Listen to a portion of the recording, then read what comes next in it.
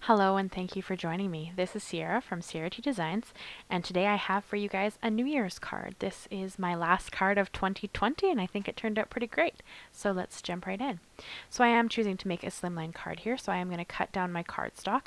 I take a full-size sheet of cardstock and then I cut off 4 inches because I have a 6-inch trimmer, and that gives me a 7 by 8.5 piece of cardstock, and then I always score it at the 3.5 mark.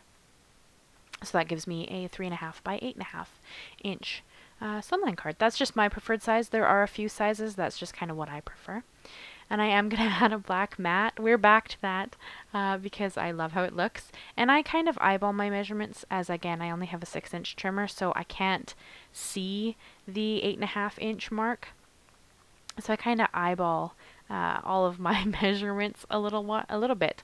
Like I can get it on the width there, but I can't get it on the length. So I kind of have to guess, and then I kind of lay it on top and see if I like it, and then I fix it if I don't, and just kind of keep going. I like to use what I have. So, and then I here have my score buddy. He also doesn't fit slimline cards, but I still use him. Just flip him over. And I do find if you're struggling with getting it to line up nicely in the corner, push it into the edge there, like I'm doing right here. Because if you kind of fold it over into the edge of the score pal or score buddy, then at least it stays flat. And it kind of makes the edges match better. So I have stamps from the Simon Says Stamp Amazing stamp set. I'm pretty sure it's the Amazing stamp set. Let me check my notes here. Yep, Amazing stamp set. This was from the March 2019 kit. And I haven't used it because when I got it, I wasn't sure what to do with it. So I kind of set it aside, and then recently I've been kind of going back through my supplies and really trying to use what I have. And then when I was thinking of doing a New Year's card, this stamp set kind of looked like fireworks to me. So it kind of stemmed this idea of this slimline card. So I am taking several of the images from that stamp set and stamping them out in a Versamark ink, and then heat embossing them with Alabaster White embossing powder. It's kind of hard to see here what I'm doing just because it's white on white, but once we kind of get into the oxide blending, and you saw the opening image, so you know where we're going with this, but you will kind of see it better as we go here. But yeah, I'm just stamping it out. I use my anti-static powder bag because I live in a very, very dry climate. So if I'm not careful, I get embossing ink everywhere. And then I'm stamping out my images, and then I'm just dumping the embossing powder on and tapping off whatever I can. And I also heat my heat tool up a little bit. I heat it up for about 30 seconds or so before I bring it to my cardstock. That just kind of helps with any warping that might happen. I generally am pretty good. This is a panel of Hammermill 100-pound cardstock. I've kind of switched to Hammermill from my Neenah because it's a little easier for me to get in Canada. And it's not quite as expensive as Neenah has been for me. So I've kind of gone that way with it. You could absolutely use Neenah. I do find that my 80-pound cardstock warps more, though, and the 100-pound doesn't really warp that much. So I've kind of switched to that, but you could use either. I'll have both linked down below because I am going to use some Neenah here later. But this is a 100-pound Hammermill. And it's beautiful for blending, and it also works amazingly with Copics. So I've kind of switched to it for most of my card making at this point. So here I have 6 colors of Oxide inks. I have Squeezed Lemonade, Carved Pumpkin, Picked Raspberry, Wilted Violet, Mermaid, Lagoon, and Cracked Pistachio. And I'm going to blend them onto the background. Like in my imagination, I saw this as a whole bunch of beautifully colored fireworks going off in the sky.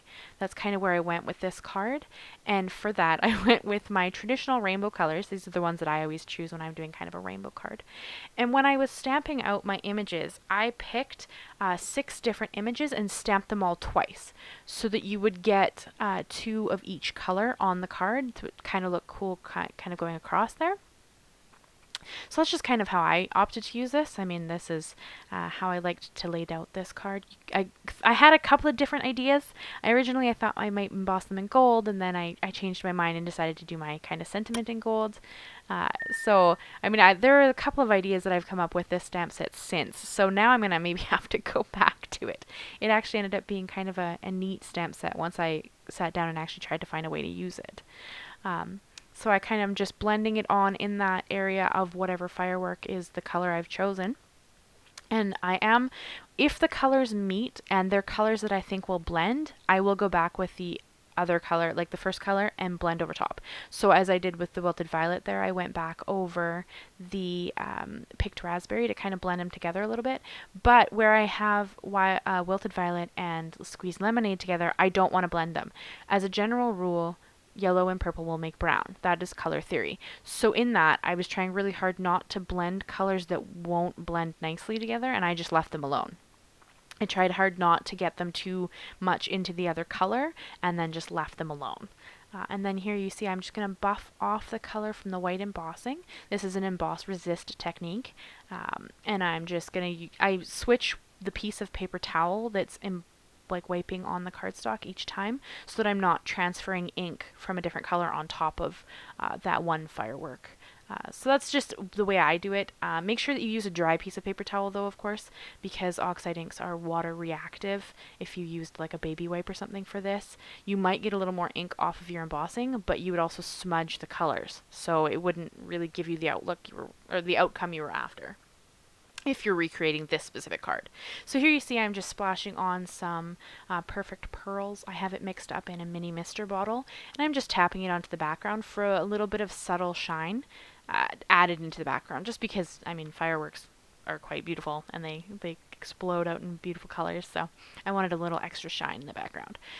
So these letters are actually from my Cricut. I ordered a die set for this card weeks ago, and it hasn't made it to me, and I needed to make the card, so I just used my Cricut and found a free font that you could print out, and I used that, and I used Concord and Ninth's gold glitter cardstock for the gold letters, and then I used a scrap piece of Neenah 80 pound for the other letters. I really wanted to layer them up, so I'm doing 3 layers, 2 white, like 2 Neenah, and 1 of that gold glitter cardstock, just to add a little bit of extra pizzazz to the card. Like, you could absolutely use fun foam, but I find that fun foam tends to give it even more height, and I wasn't really aiming for really tall letters. I just wanted them to have a little bit extra dimension and stand up a little higher from the cardstock.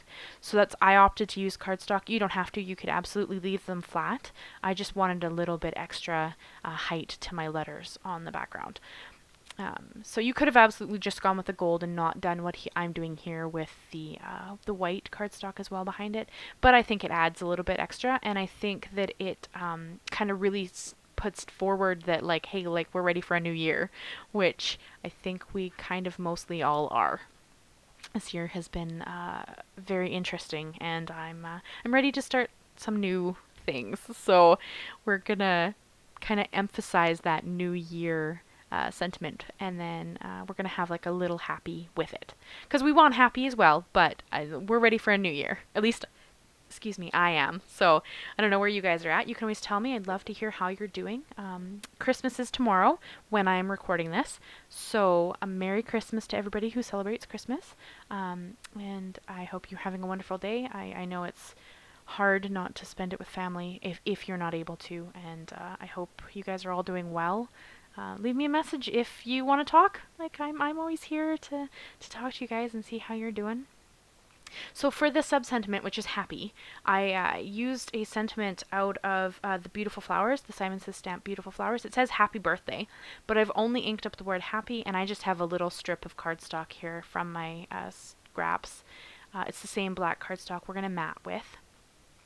And I stamped it in Versamark ink. I'm going to use the exact same embossing powder and just have that white on black cardstock look for the happy. I think that helps tie the black mat into the card a little better.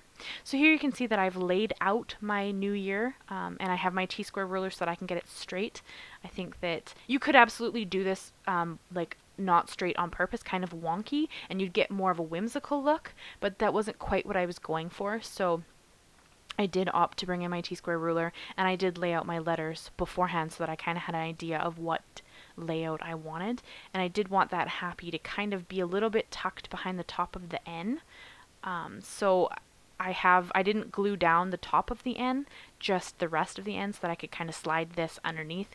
You could do it first, but I find it easier for a layout for me if I just tuck something underneath after I've glued the layer that goes on top, which generally isn't how you work. You would usually work background to foreground, but in this case, I did opt to tuck it underneath. And I'm using Simon Says Stamp Craft Tacky Glue here because it has such a fine tip, which I think for these little letters is really useful.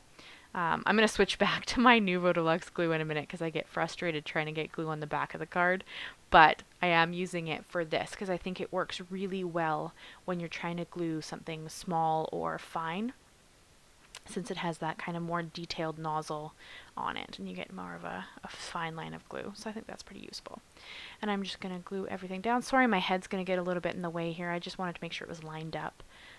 So my head gets in the way here a little bit when I put down the exclamation mark, but I think it still looks pretty good.